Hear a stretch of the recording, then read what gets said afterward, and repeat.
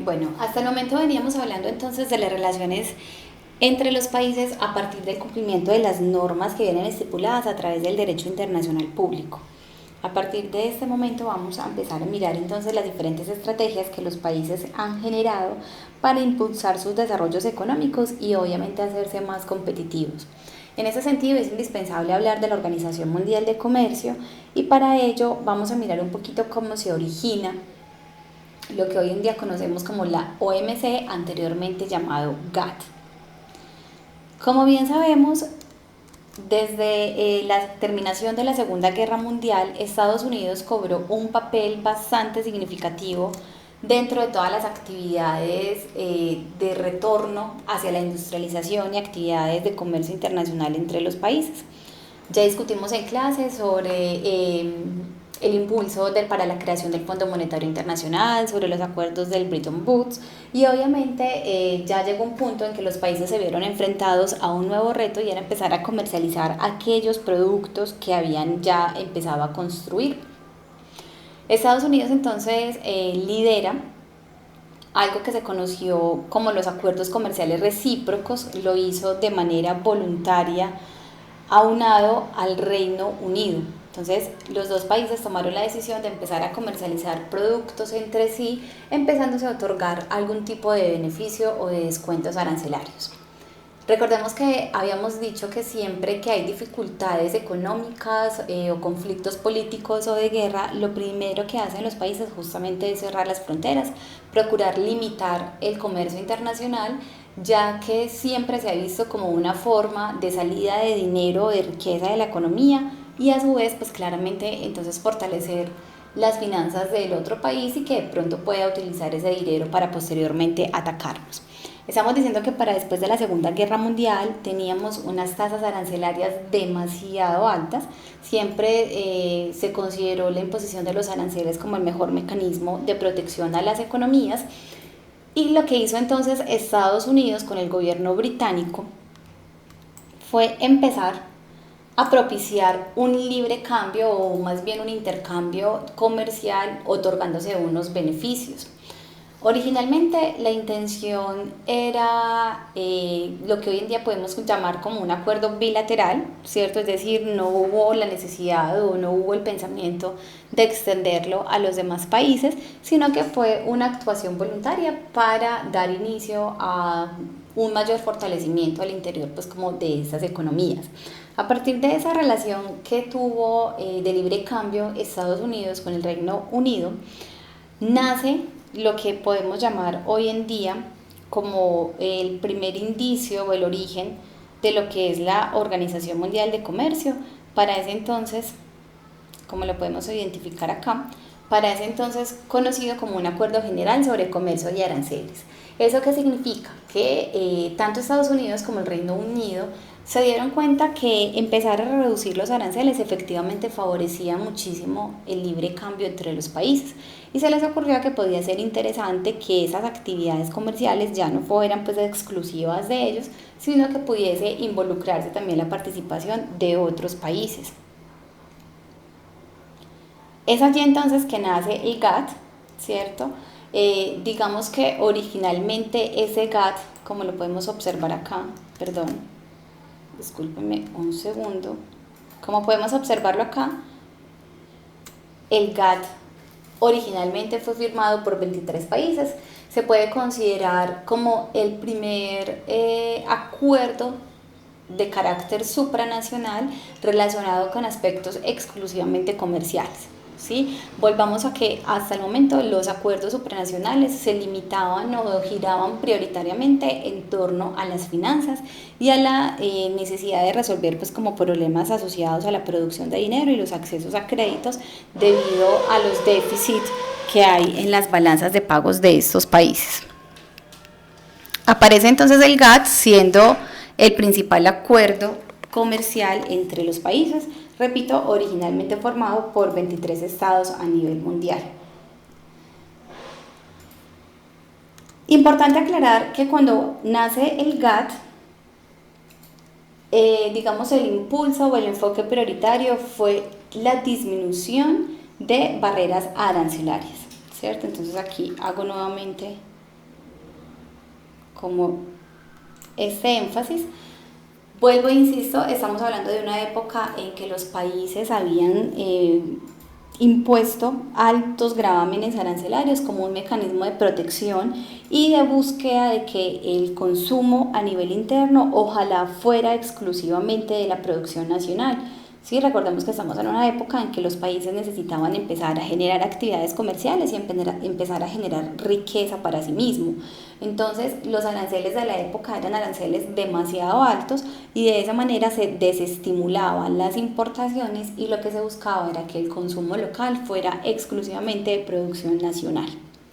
Cuando nace el GATT, se empieza entonces a promover, como les estaba contando, que se generen algunos beneficios o algunos descuentos, como podemos observarlo aquí, ¿cierto? Esencialmente el GATT lo que busca es generar concesiones arancelarias, que entre los países empezaran a identificar aquellos productos que eran, digamos, necesarios para favorecer sus necesidades de consumo o para fortalecer su actividad comercial e industrial y que pudieran tener un acceso a ellos de manera más favorable.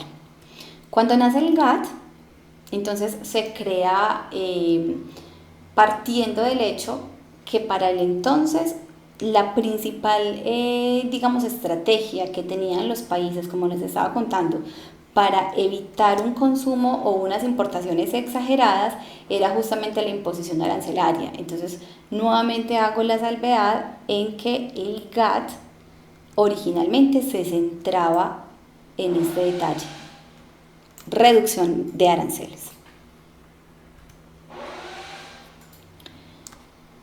Asimismo, cuando aparece el GATT en el contexto internacional, aparece algo que se conoció como el principio de nación más favorecida. ¿En qué consiste o qué era lo que ellos habían pensado? Que no era posible, digámoslo así, que unos beneficios o unas condiciones de favorabilidad aplicaran solamente para unos cuantos países. Entonces, voy a tratar de explicarles cómo funcionaba. Imaginémonos que Colombia tenía un acuerdo con Perú, a partir del cual se permitía la compra, por ejemplo, de aguacates con una desgravación arancelaria. Y pasados unos meses, Colombia decide crear un acuerdo con Bolivia para, supongamos, comprar arroz también con beneficios arancelarios. Bajo esa interpretación del principio de nación más favorecida, como decíamos que absolutamente todos los países debían estar en igualdad de condiciones frente a las actividades del comercio internacional, como Colombia previamente había hecho el acuerdo con Perú, en el momento en que firma el acuerdo con Bolivia, extiende de manera inmediata el beneficio que tenía con Perú hacia los bolivianos y viceversa.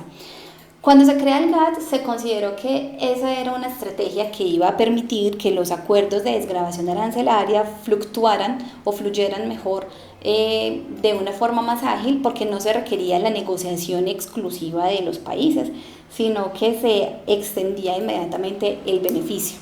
En un principio, digamos, fue una estrategia que generó muy buenos resultados, porque efectivamente lo que se estaba buscando era favorecer la actividad comercial a nivel internacional. Además, de alguna manera, pues los países empezaron a generar algo que se conoció como el principio de reciprocidad, es decir, tú me das beneficios para unos productos y yo te otorgo beneficios para otros.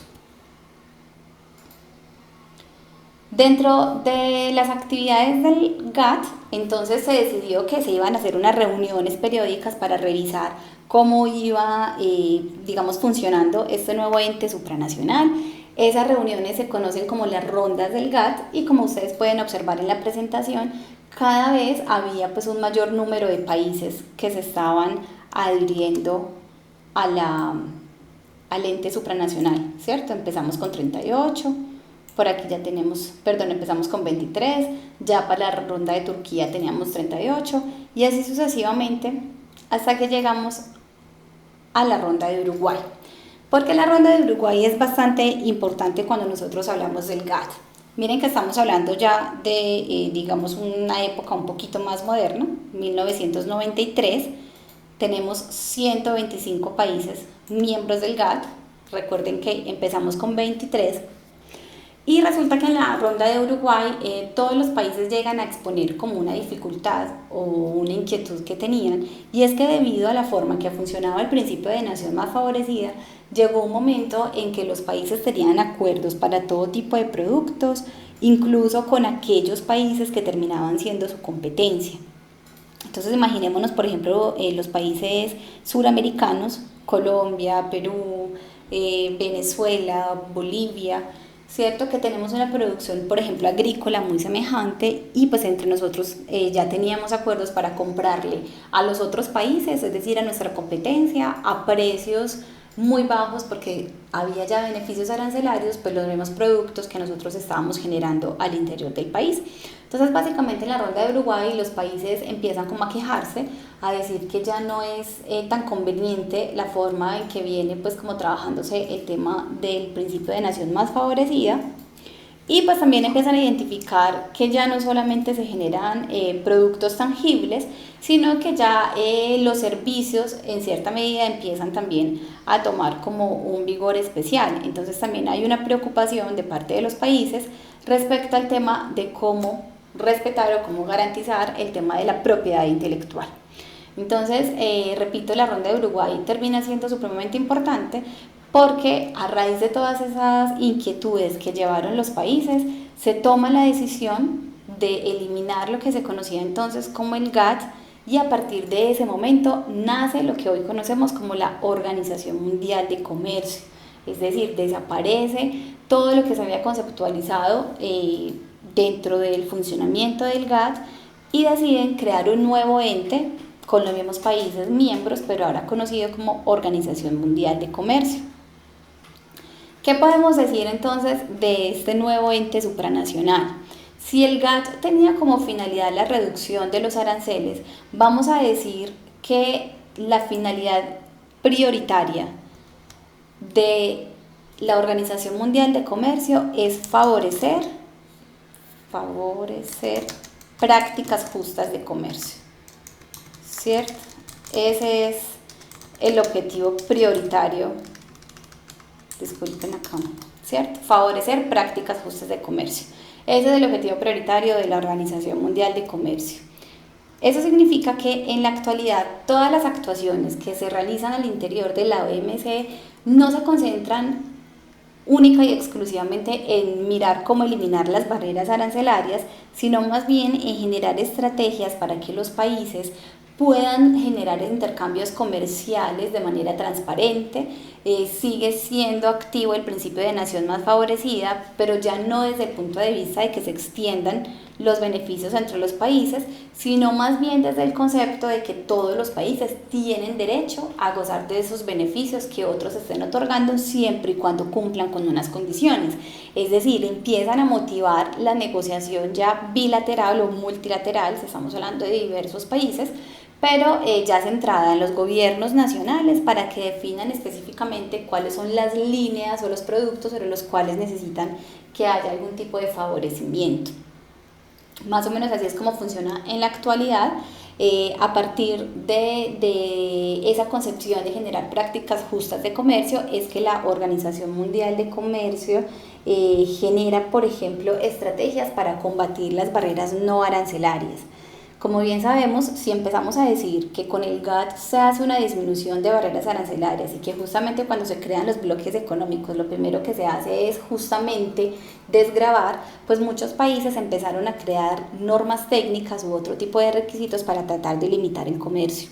Entonces, vamos a ver en la clase, vamos a discutir un poco en la teleclase sobre los diferentes mecanismos que genera la Organización Mundial de Comercio para favorecer las prácticas justas a nivel internacional y para contrarrestar situaciones, por ejemplo, como el dumping u otro tipo de estrategias comerciales que pueden ir en contravía de los intereses de justicia al interior de las relaciones comerciales de los países.